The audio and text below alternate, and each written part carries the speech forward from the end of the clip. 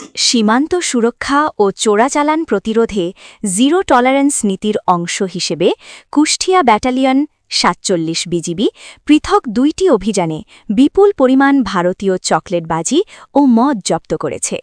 কুষ্টিয়া দৌলতপুর থেকে আব্দুল আলিম সাচ্চুর প্রতিবেদনে দেখুন বিস্তারিত।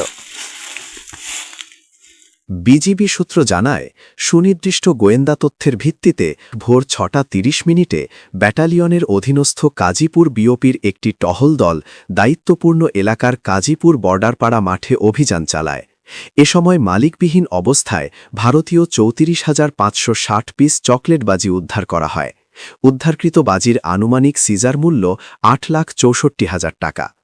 এর আগে ২৮ ফেব্রুয়ারি ২০২৬ তারিখ রাত ১১টা ৩০ বিলগাথুয়া বিওপির টহল দল পূর্ব বিলগাথুয়া মাঠে অভিযান পরিচালনা করে মালিকবিহীন অবস্থায় ৩০ বোতল ভারতীয় মদ উদ্ধার করে।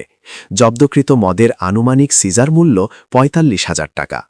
বিজেপি জানায়, উদ্ধারকৃত চকলেটবাজি বিধি মোতাবেক কাস্টমস অফিসে হস্তান্তরের প্রক্রিয়া চলমান রয়েছে।